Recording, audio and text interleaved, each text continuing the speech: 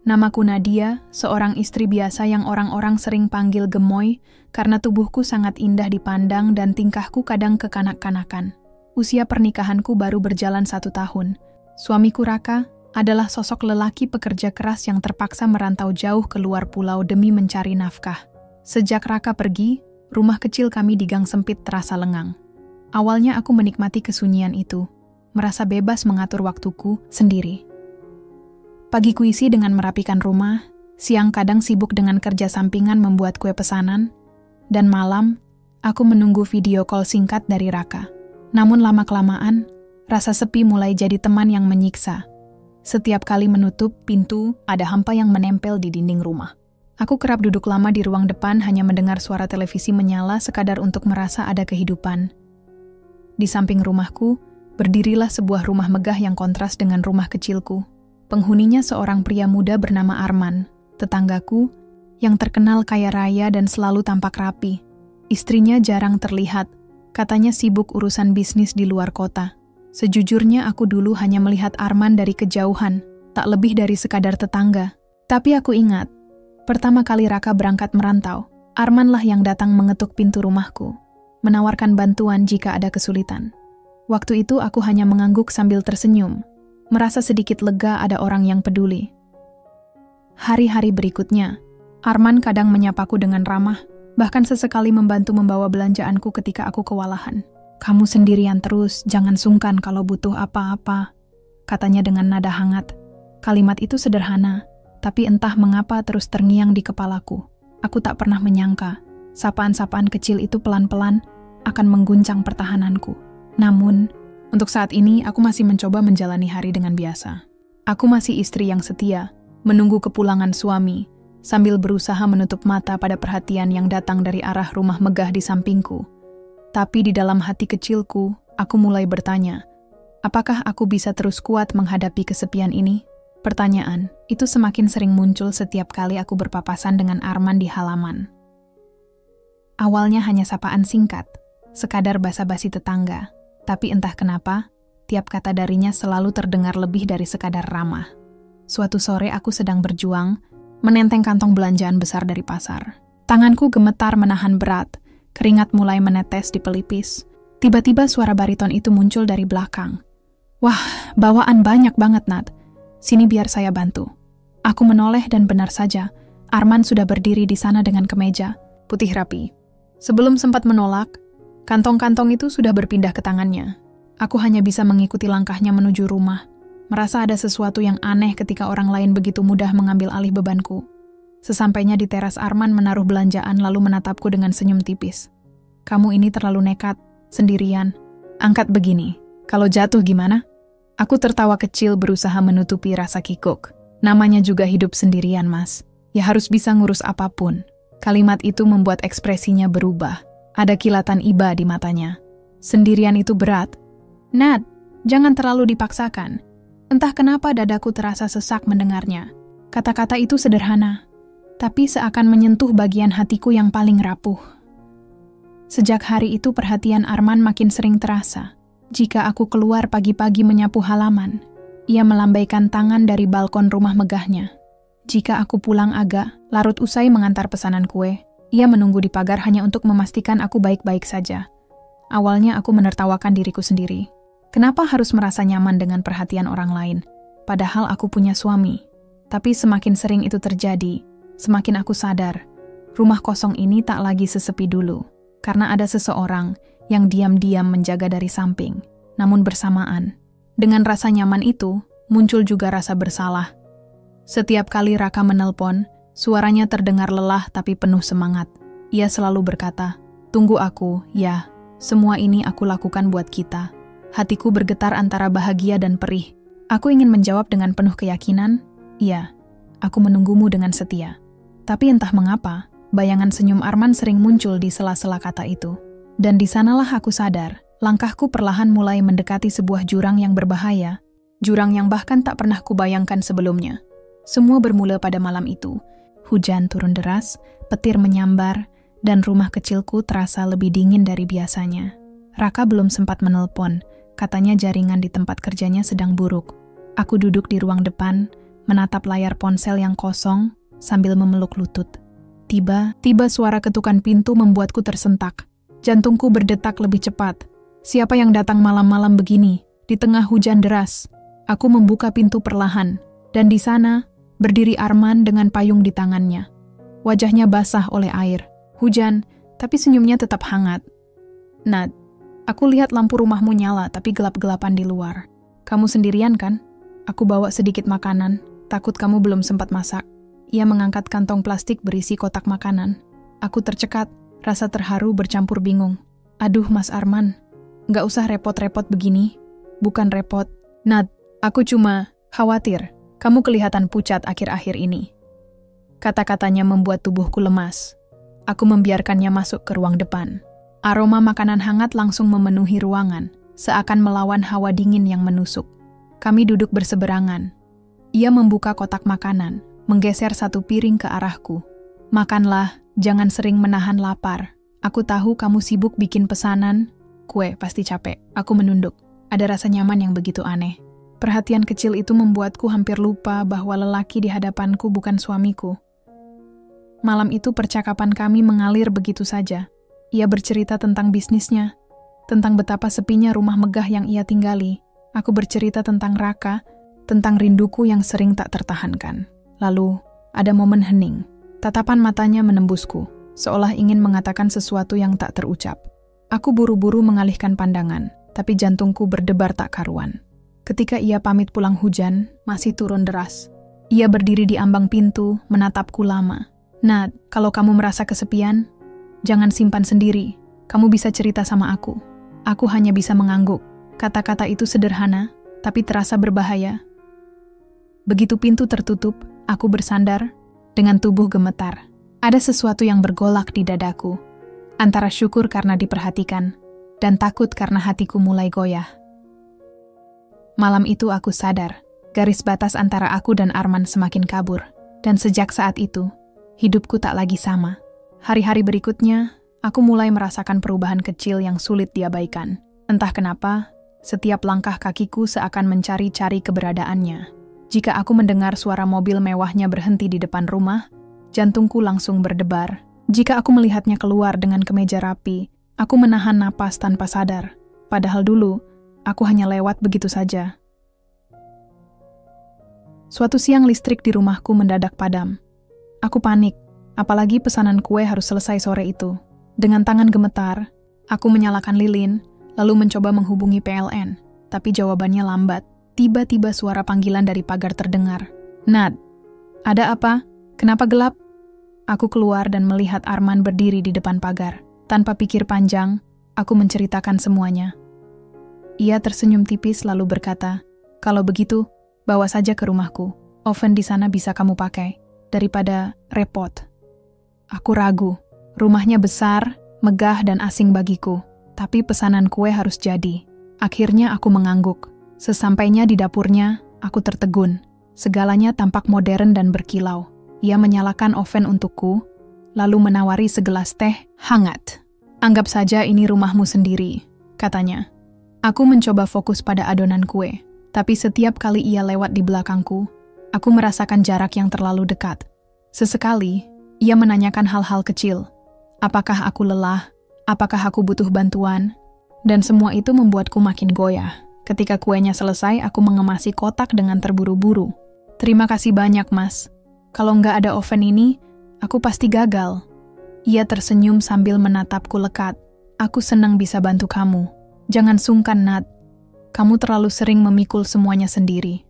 Kata-katanya menusuk, karena memang itulah yang sering kurasakan. Sendirian, menahan semuanya tanpa tempat bersandar. Sejak hari itu, langkahku semakin sering menuju rumah megah itu. Awalnya dengan alasan oven, kadang sekadar nebeng wifi karena pekerjaanku butuh internet stabil. Tapi aku tahu alasan sebenarnya bukan itu. Aku datang karena ada seseorang yang selalu menunggu, selalu siap mendengar.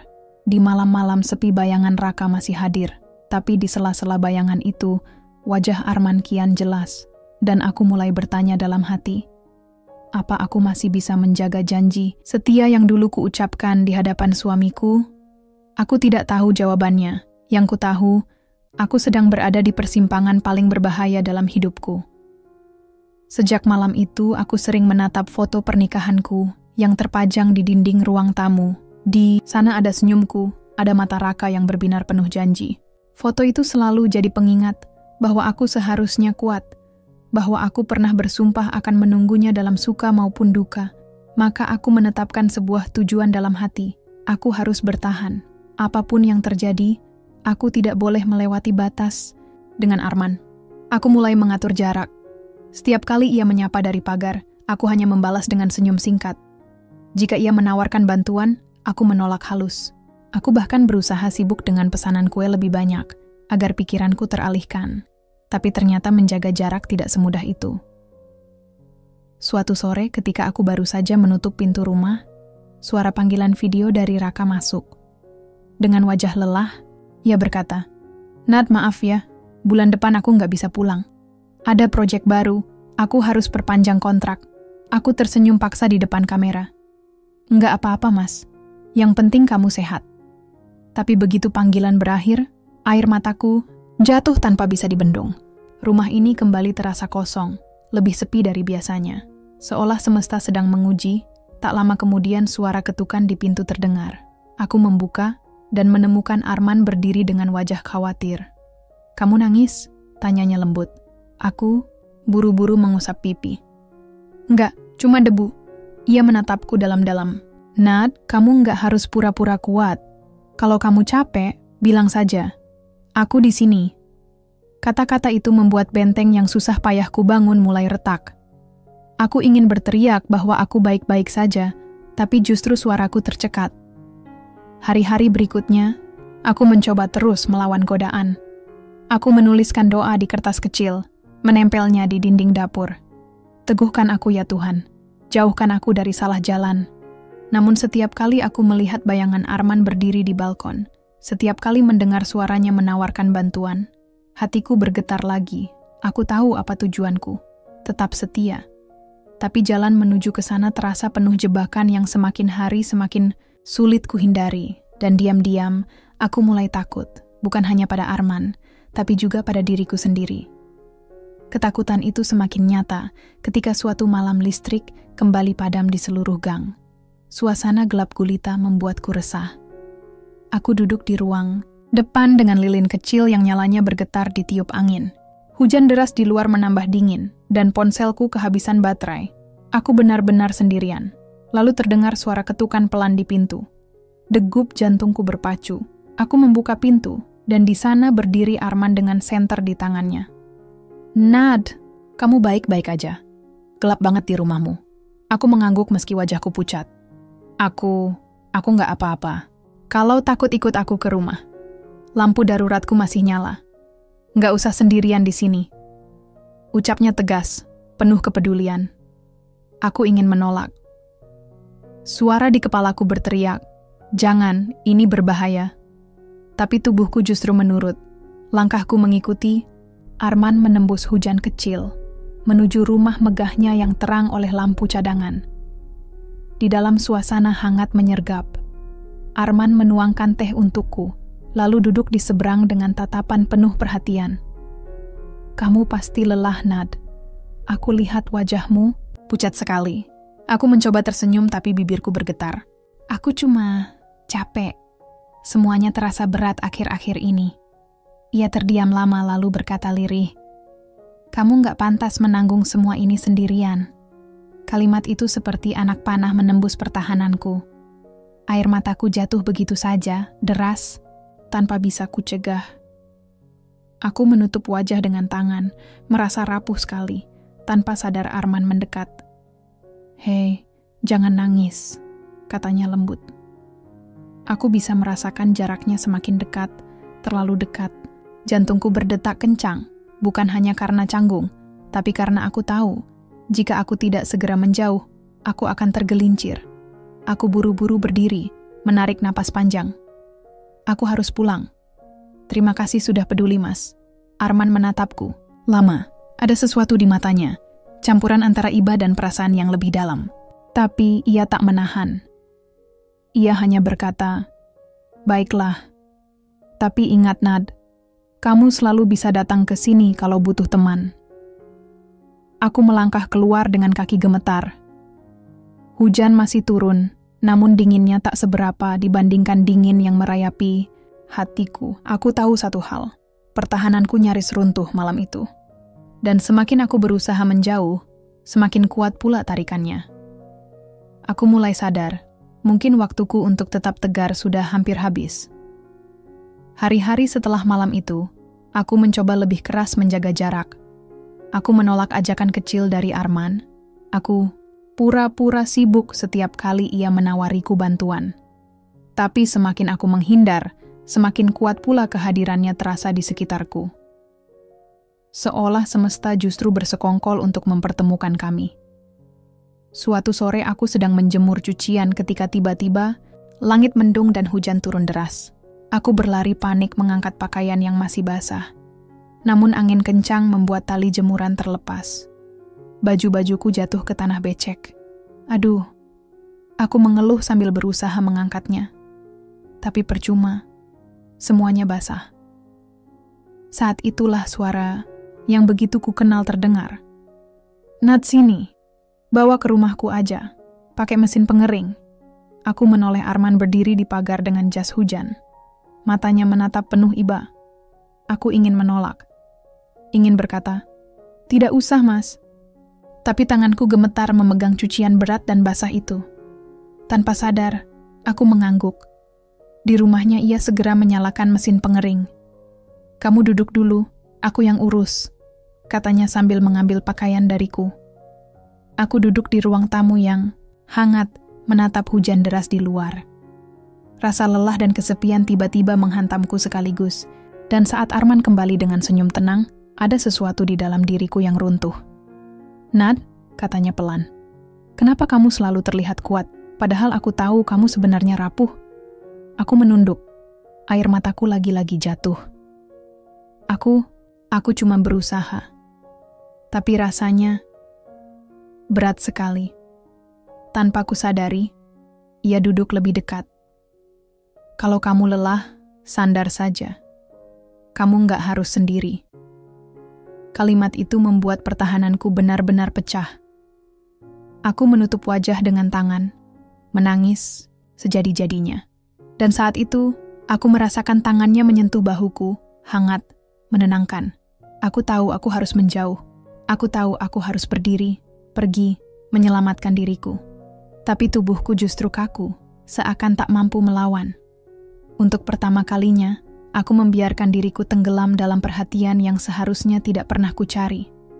Dan di detik itu juga aku sadar. Semua usahaku untuk menjaga jarak, semua doa yang kutempel di dinding, semuanya sia-sia. Aku sudah terlalu jauh masuk dalam lingkaran yang tak seharusnya kusentuh. Sejak hari itu, perasaan bersalah jadi teman baruku. Setiap kali Raka menelpon, wajahnya yang penuh semangat membuat hatiku remuk. Aku mendengarkannya bercerita tentang kerja kerasnya, tentang impian membangunkan rumah yang lebih layak untuk kami, dan aku hanya bisa mengangguk, meski di dalam hati ada rahasia besar yang tak berani kuucapkan. Di sisi lain, Arman semakin berani menunjukkan perhatiannya. Ia sering mampir tanpa alasan jelas, membawa buah, menanyakan kabar, atau sekadar memastikan aku sudah makan. Kadang ia menyelipkan kalimat yang membuat dadaku bergetar. "Aku nggak tahu kenapa, Nat, tapi aku selalu ingin ada di dekatmu. Aku tahu itu salah, tapi aku juga tahu, aku tak bisa lagi berpura-pura tak merasa apa-apa." Suatu malam aku menatap cermin di kamar mandi. Wajahku tampak asing, mata bengkak karena sering menangis, bibir gemetar menahan kata-kata yang tak pernah bisa kuucapkan. Aku bergumam pada diri sendiri. Sampai kapan aku bisa terus hidup dengan dua kenyataan ini? Lalu sebuah pikiran menamparku keras. Aku hanya punya dua pilihan. Pertama, aku memutuskan semua ini, menjauh dari Arman sekuat tenaga, lalu kembali berpegang teguh pada janji yang dulu kuucapkan pada Raka. Tapi itu berarti aku harus siap menghadapi kesepian yang mungkin akan mengikis batinku lagi. Atau yang kedua, aku terus membiarkan Arman mengisi ruang kosong di hidupku, menerima kehadirannya sebagai pelipur sepi, Tapi itu berarti aku mengkhianati suami yang berjuang keras untukku. Kedua pilihan sama-sama menyakitkan. Dan semakin hari, aku merasa waktuku untuk memilih semakin sempit. Puncaknya terjadi ketika Arman menatapku dalam-dalam di teras rumahnya. Setelah mengantarku pulang dari pasar, hujan baru saja reda, aroma tanah basah memenuhi udara. Dengan suara yang bergetar, ia berkata, "Nad, aku nggak bisa pura-pura lagi. Aku ingin kamu ada di hidupku, bukan hanya sebagai tetangga." Aku terpaku. Kata-kata itu mengguncang seluruh tubuhku. Di balik hatiku, ada bagian yang ingin menjawab, "Ya," karena aku tahu bagaimana rasanya diperhatikan, dijaga, diperlakukan seolah aku berarti. Tapi ada juga bagian lain yang menjerit tidak, karena aku masih istri, aku masih terikat janji yang suci. Aku berdiri di persimpangan itu, antara setia dan menyerah, antara menjaga hati atau mengkhianatinya. Dan untuk pertama kalinya, aku benar-benar takut pada jawaban yang akan keluar dari bibirku sendiri. Aku menatap Arman lama sekali. Matanya begitu yakin, seolah-olah ia sudah menyiapkan ruang di hatinya untukku. Tapi justru keyakinan itu yang membuatku goyah. Jantungku berdetak, cepat, seakan sedang berlari meninggalkan tubuhku. Aku membuka mulut, tapi tak ada suara yang keluar. Yang ada hanya air mata yang tiba-tiba jatuh membasahi pipi. Aku menggeleng pelan. "Arman, jangan begini. Aku ini istri orang. Aku nggak bisa."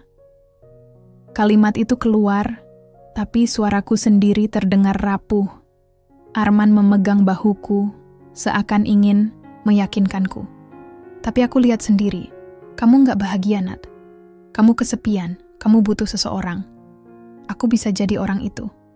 Aku bisa bikin kamu nggak merasa sendirian lagi. Aku tersenyum getir. Kata-katanya tepat, tapi juga seperti belati yang menusuk perasaanku. Karena benar, aku memang kesepian. Aku memang butuh ditemani.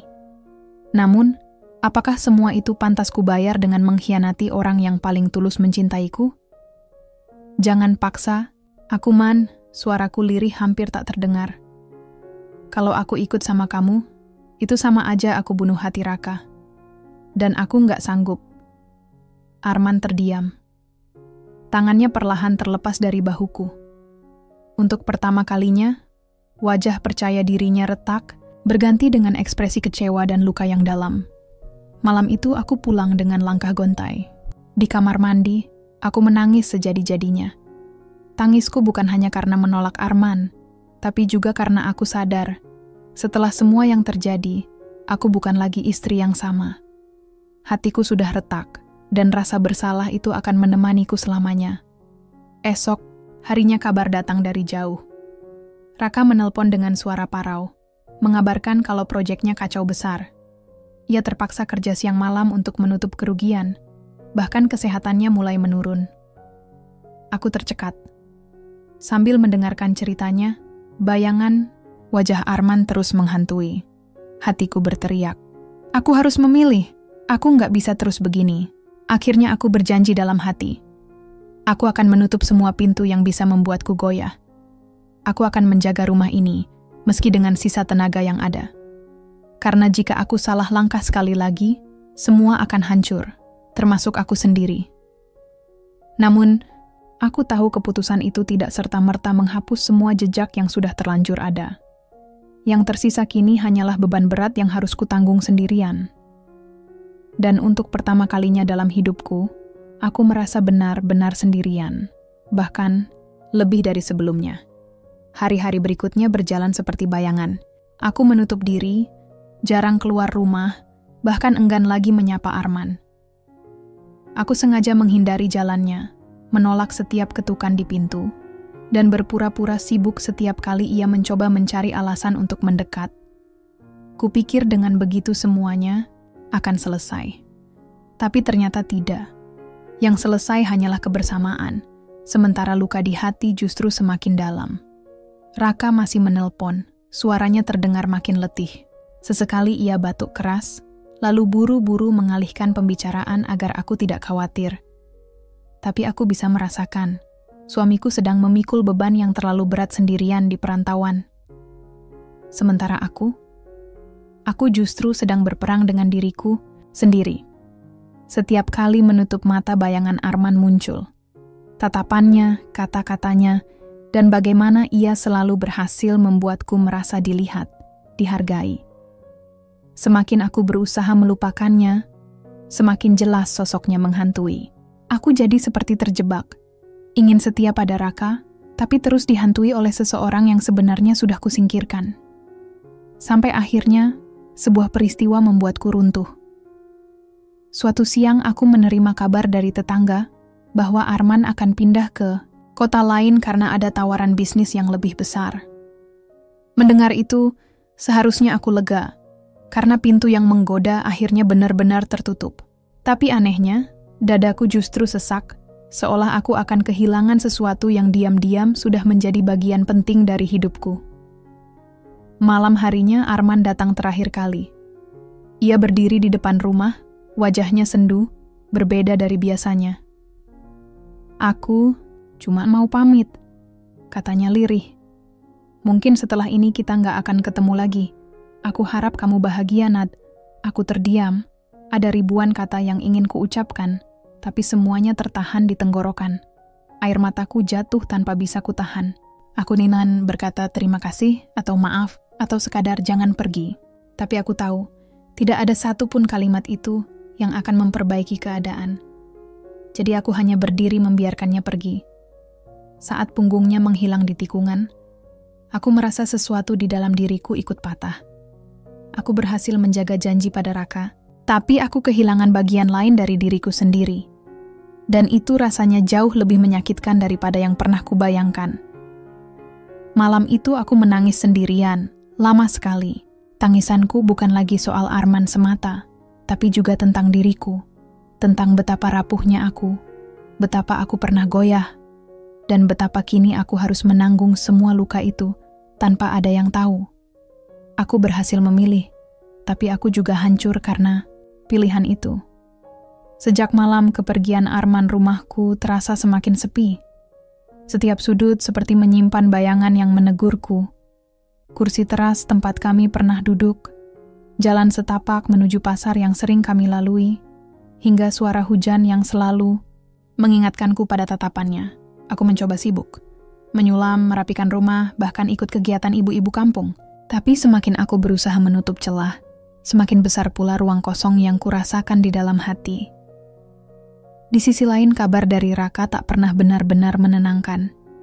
Suaranya makin parau, tenaganya makin terkuras, tapi ia tetap berusaha terdengar. "Kuat. Aku sebentar lagi selesai, Nat. Doakan aku," katanya dalam telepon. Aku menjawab dengan penuh harap. Padahal dalam hati aku menangis. Aku ingin berteriak. Aku sudah goyah, Kak. Aku hampir jatuh. Dan meski sekarang aku memilih kamu, hatiku sudah retak. Tapi tentu saja itu hanya terpendam. Aku tak punya keberanian untuk membuatnya semakin terbebani. Malam-malamku menjadi saksi betapa aku tersiksa dengan rahasia ini. Kadang aku berdiri di depan cermin, menatap sosokku sendiri yang terlihat asing. "Siapa kamu sekarang, Nadia?" tanyaku pada bayangan itu. Istri setia atau wanita yang gagal menjaga hatinya? Tidak ada jawaban. Yang ada hanya wajah sendu yang basah oleh air mata. Aku mulai menyadari, meski aku menolak Arman dan memilih bertahan untuk Raka, luka yang sudah ada tidak bisa hilang begitu saja. Seperti noda yang terlanjur menempel di kain putih. Meski dicuci berkali-kali, bekasnya tetap tertinggal. Lebih perih lagi, aku harus berpura-pura kuat di hadapan semua orang. Tetangga menyanjungku sebagai istri setia yang sabar menunggu suaminya. Mereka tidak tahu kenyataan pahit di balik pintu rumahku. Dan aku hanya bisa tersenyum hambar sambil membiarkan kata-kata mereka semakin menusuk hatiku. Kadang aku bertanya-tanya, apakah kebahagiaan itu benar-benar ada untukku? Atau memang takdirku hanya menjadi wanita yang selalu menunggu, sekaligus menanggung beban kesalahan yang tak pernah bisa terhapus. Yang jelas sejak malam itu, aku tahu hidupku tidak akan pernah sama lagi. Aku tetap istri Raka. tapi aku juga akan selamanya membawa luka yang ditinggalkan Arman. Hari-hari berjalan, tapi aku tak pernah benar-benar merasa kembali menjadi diriku yang dulu. Setiap kali mendengar kabar dari Raka, aku mencoba tersenyum, meski senyum itu terasa dipaksakan. Aku belajar menutup luka dengan berpura-pura bahagia, seolah-olah semua baik-baik saja. Namun jauh di dalam hati, aku tahu aku tidak pernah utuh lagi. Suatu sore ketika matahari tenggelam di balik sawah, aku duduk di teras rumah. Angin semilir membawa aroma tanah basah setelah hujan. Persis seperti malam terakhir aku melihat Arman. Dadaku sesak, tapi kali ini aku tidak lagi meneteskan air mata. Aku hanya diam, membiarkan rasa sakit itu menjadi bagian dari diriku. Aku akhirnya paham. Ada kesalahan yang tidak bisa ditebus dengan apapun. Ada pilihan yang memang harus diambil, tapi selalu meninggalkan bekas, meski seumur hidup. Aku memilih untuk tetap setia pada Raka, tapi aku kehilangan sesuatu di dalam diriku sendiri. Aku kehilangan kepolosan, kehilangan keyakinan bahwa aku mampu menjaga hati tanpa celah. Kini aku tahu, aku hanyalah manusia biasa, rapuh, mudah goyah, dan bisa salah. Mungkin itulah yang membuatku semakin sadar. Setia bukan hanya tentang menolak godaan, tapi juga tentang berani mengakui kelemahan diri. Dan aku sudah merasakannya dengan cara paling pahit. Saat Raka akhirnya pulang, aku yakin aku akan menyambutnya dengan pelukan hangat, senyum manis, dan cerita-cerita sederhana. Tapi ada satu cerita yang tak akan pernah kuceritakan. Kisah tentang seorang tetangga kaya raya, yang sempat membuatku lupa pada janji suci. Kisah yang akan kubawa sendiri, sebagai rahasia sekaligus hukuman yang tidak akan pernah berakhir. Aku tidak tahu apakah hidupku akan benar-benar bahagia setelah ini. Yang aku tahu, setiap kali melihat wajah Raka, aku akan selalu diingatkan. Aku pernah hampir menghancurkan segalanya, tapi aku memilih bertahan. Dan mungkin itulah arti dari cinta sejati, bukan karena kita sempurna, tapi karena kita tetap berusaha, meski hati kita penuh luka. Aku Nadia, istri gemoy yang pernah goyah, kini belajar satu hal, bahwa kadang setia berarti rela terluka sepanjang hidup, demi menjaga seseorang yang kita cintai tetap utuh.